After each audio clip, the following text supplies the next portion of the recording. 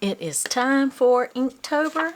I bought this Artist's Loft Mixed Media sketchbook just for Inktober. I've never done Inktober before, so I thought I would go ahead, get this sketchbook just for this month. It's got 40 pages. It's mixed media. I can't remember what weight the paper is, but it's sufficient for what I'm going to do.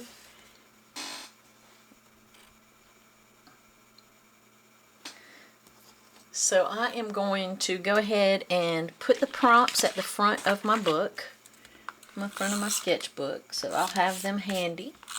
And I'm just using some double stick tape. Ooh, it's sticky.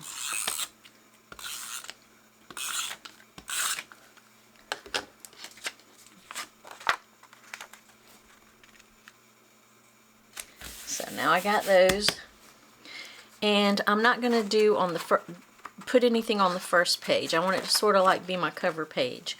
I already went ahead and drew out something for the first prompt, which is mustache. And I gathered up I've got some crow quills and then some other kind of calligraphy and just flexible pointed tips to try with this now. Oh honey, I have not done pen and ink since I can't even remember when, probably college. But I've had these pens since middle school. When I was growing up, it was called junior high.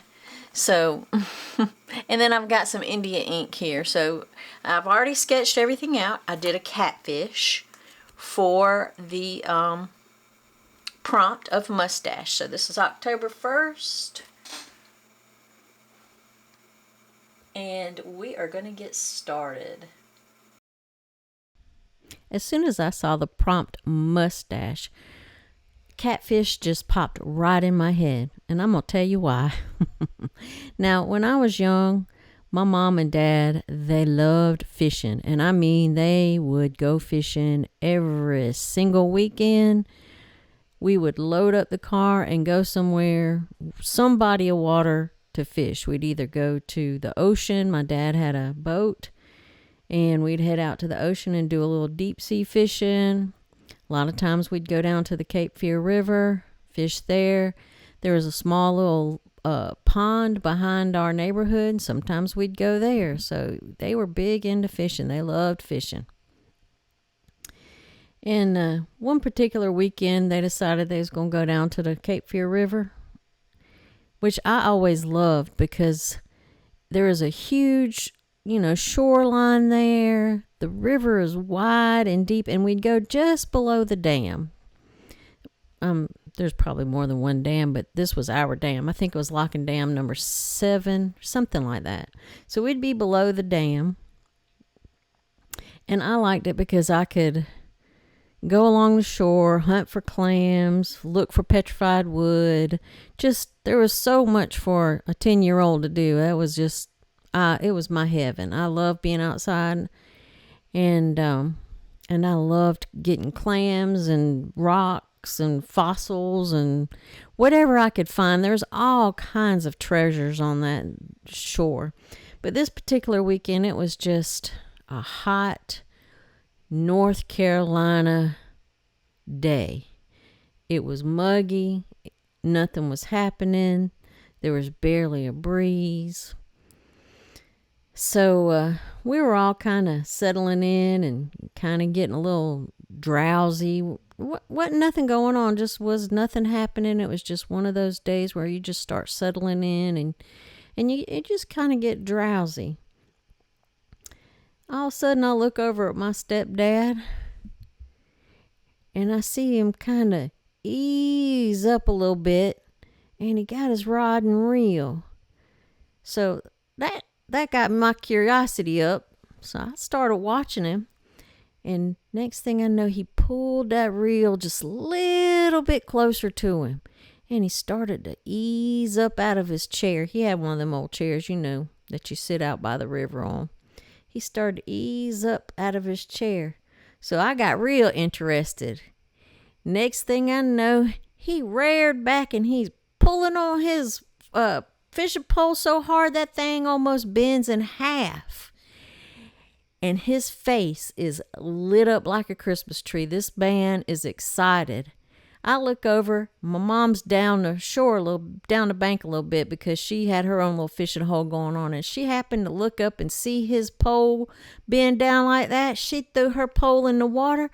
She went to running. Oh my gosh, I thought she was going to fall down. She was running so fast. And she was hollering, "What is it? What is it? What you got?" And he said, "I don't know, but it's a biggin. It is a biggin." And so she started helping him. And they got that pole, and they were both had their little hands on it. And my dad, I swear his knees were knocking. He was so excited. And they would pull, and they would pull, and they just weren't getting much going on. All of a sudden, this big old beast just came out of the and just rolled over. And I thought, for a minute, oh my God, he done got him an alligator. Oh Lord, we are all in for it now. But no. It rolled again, and I saw the little, well, it wasn't no little fin, but it was a fin flop by. And I said, "Oh, it is a fish. It's not a gator. Thank you, Jesus, for that." And so my poor mom and my stepdad, they was pulling, and they could not get that thing landed. They could not get it on shore. I was staying back because I did not know what was coming out of that water. And I am every man for himself kind of a woman. So I wasn't getting over there and getting in no mess. So I stayed in my little spot watching them.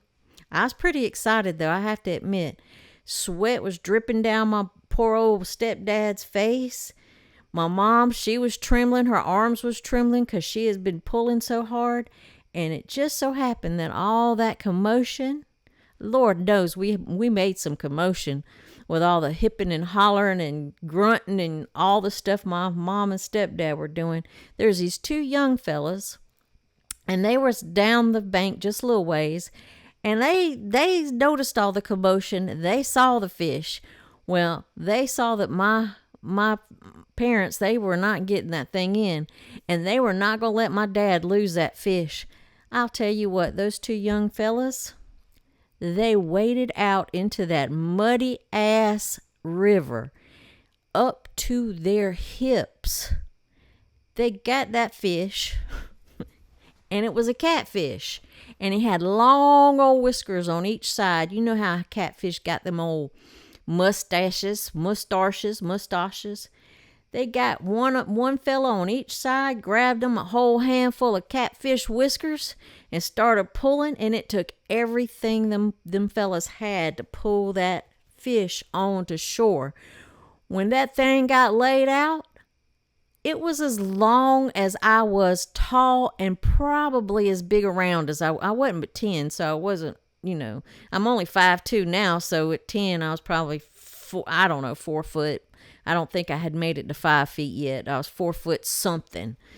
But that fish was so big, and my dad, he just sat down. He couldn't do nothing else. My mom was dancing around in circles around my dad and the fish. She was like clapping her hands. Oh my gosh, she was so excited because that woman loved to fish. Oh, she was a fisher woman. She's excited, and my dad had to sit down because he was so just exhausted. And those two fellas, they went and got, my dad couldn't even pick it up. It was so heavy. Of course, he's tired. He had been drained of every ounce of his strength trying to get that fish landed. He couldn't pick the fish up. It was so big. But we was going to carry that fish home, doggone it, because he was going to get some pictures of it. He was going to get it weighed. This was a story. He wanted to have some proof that he caught this fish, but he couldn't pick it up. It was so doggone heavy. So those fellas they found an old washed up, like a plank. I don't know. It wasn't a 2x4. It was a flatter plank than that. It was wide and thin. It was probably maybe an inch thick, but it was probably about 6 inches wide. And they laid that fish across the length of that board, and then they got those kind of things that you could put your fish on and keep them in the water so they'll stay alive. I cannot think of the name of what it is right now, but you hook it through their gills and then you put it in the water. Well, they got one of them ropes anyway, and they wrapped it through the fish and made like a harness on the fish and wrapped it up on that doggone board, tied it to the board, and them fellas picked it up like, you see in the movies how they carry a deer. One man will be at one end and one man be at the other with the legs, and they're carrying it off to go cook it or whatever they're going to do. So that's what they did. One of them little fellas got at one end of the board, another one got at the other, and they carried it up to the parking lot where we had our little van parked, and they put it in there for us. And of course, I think my dad even gave them some money, just, for all their trouble and their help, and they refused it, of course, but he was tried to offer them some money for helping him.